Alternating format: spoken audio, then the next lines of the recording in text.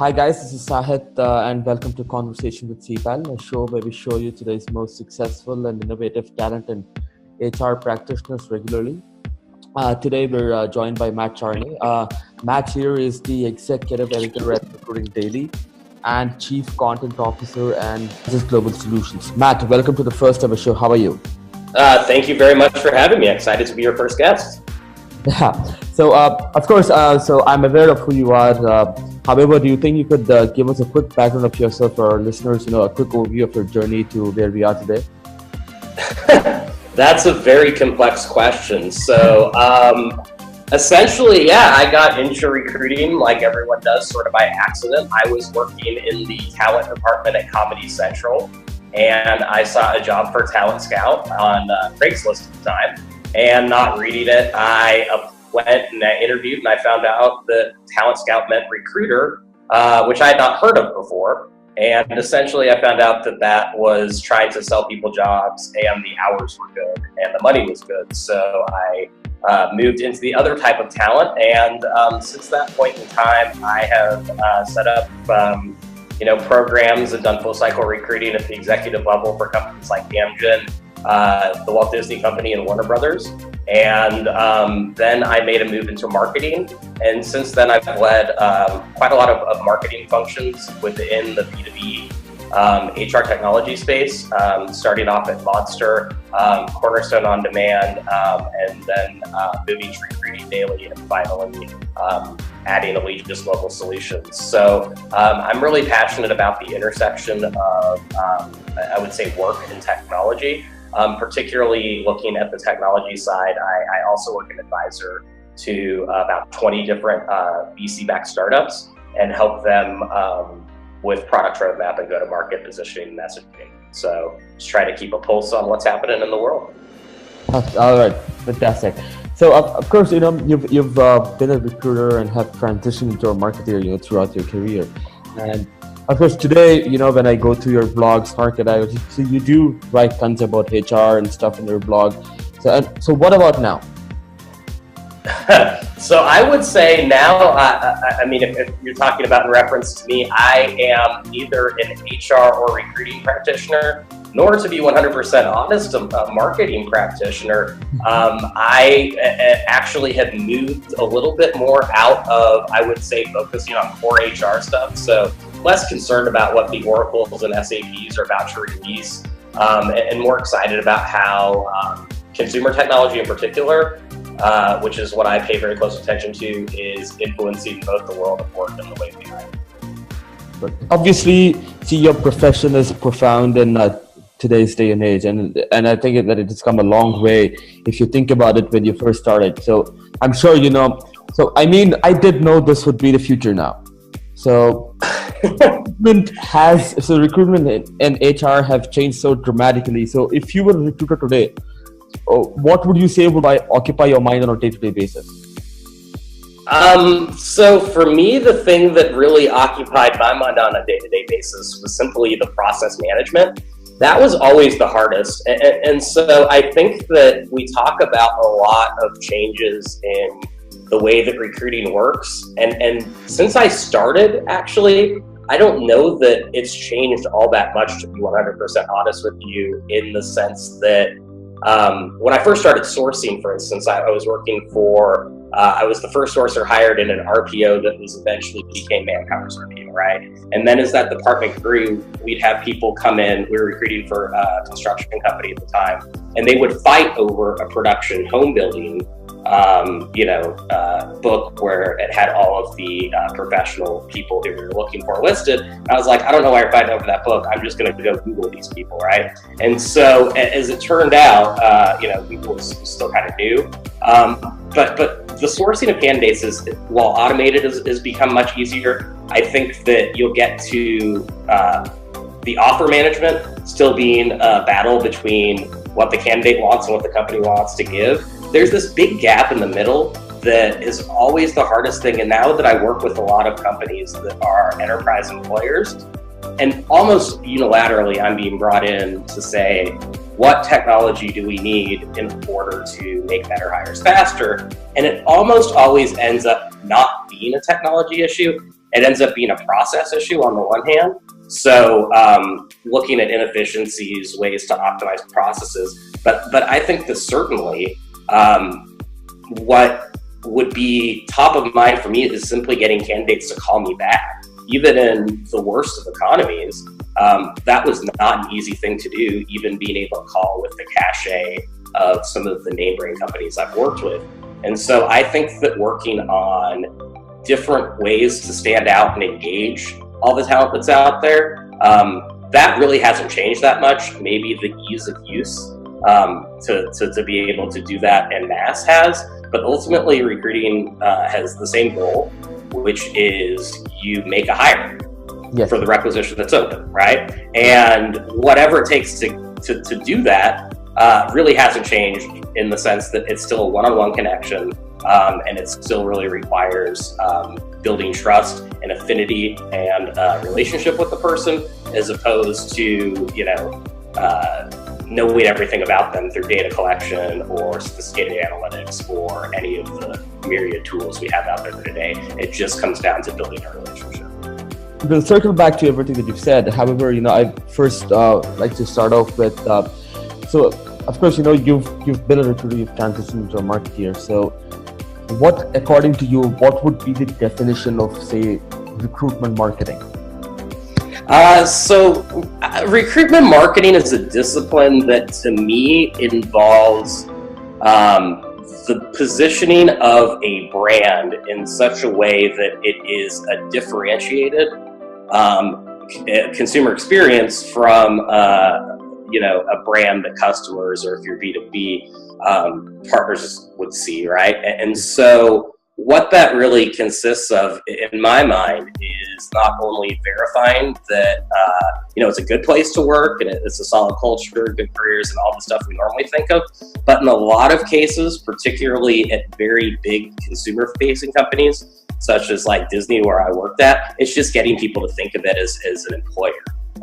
Not even an employer of choice, but people forget with a lot of these name brands, using Disney again as an example. At that point in time, I think we had somewhere around 500,000 people working for us globally.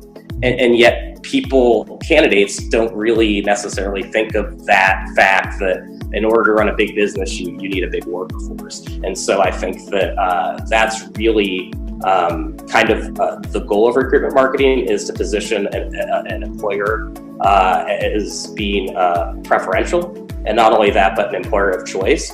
So the exercise that I think is the easiest to define this is I like to ask people I'm working with or audiences when I'm presenting, if a candidate got an offer and everything was identical to the company that made the exact same offer right across the street. So salary is the same, company is the same, essentially same industry, same title, same responsibilities. Why would they choose your company? And building, I would say, defined messaging and a compelling case. That's really the goal of recruitment marketing, is if everything in an offer is equal, why are people going to choose you? Yes. But of course, we come across a lot of data out there that, okay, recruitment marketing is all about candidate experience, improving the candidate experience, and all that stuff. So in that aspect, so what would you kind of say are the most important or critical components of recruitment marketing? Okay, so speaking to the topic specifically of candidate experience, I don't think the candidate experience is ever actually a problem, for the reason that a candidate is somebody who's qualified for a position and who is still under consideration. I think recruiters do a good job with those candidates who both of those things are true for. I think what we talk about as candidate experience is actually applicant experience, and what we mean by applicant experience really comes down to UX and UI, which are user experience and user interface. So if you think about applicant tracking systems, those did a really, really good job of delivering exactly on what they promised to do, which is to track applicants. However, they're really, really bad at being able to keep pace with current technology. So for instance, in order to express interest or join a mailing list, or even to make a consumer purchase, especially online, it's often now as easy as clicking a button and there you go, right? But unfortunately, the way that applicant tracking systems and human capital management systems work, they haven't been able to really create a process that feels right to consumers. So oftentimes if I go to a career site, jobs can be hard to find. The search functionality is terrible. And the worst part about it, obviously, is that rather than clicking a button and there I go, I'm being asked in about 7% of cases, according to some research I just did for my social security number here in the US, for information that I wouldn't give to a stranger I hadn't met online. So for me, I think that marketing really comes down to two things. One is being able to bypass an applicant tracking system, because the good candidates out there are the ones who you're ultimately going to want to hire for the most part, aren't going to spend 20 to 40 minutes on average filling out your application.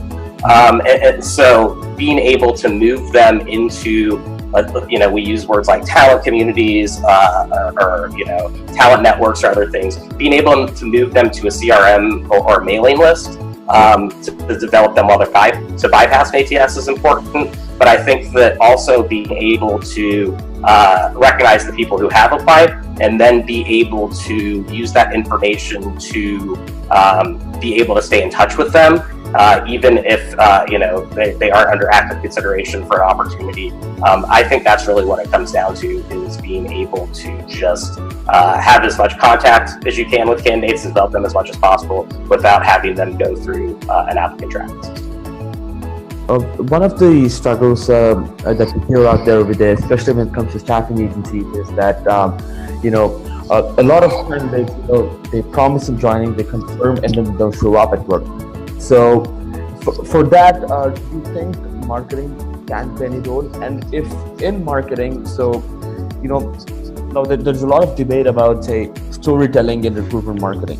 So what role do you think that storytelling plays in that candidate experience, or how a particular applicant would perceive your company?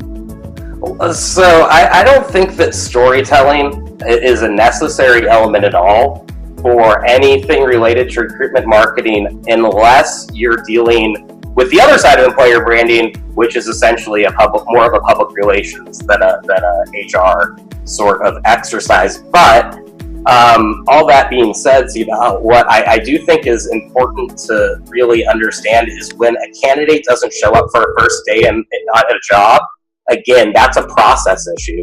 That's because that candidate or that recruiter generally has already moved on to the next requisition, or hasn't properly ensured that candidate's going to show up. And if you're doing permanent positions, that's 90 days more of candidate development you have to do in order to get that guarantee. So if a candidate doesn't show up on the first day, almost unilaterally, that means that the recruiter hasn't done a good enough job of managing them to the point of where they'll show up, or holding them accountable for doing so.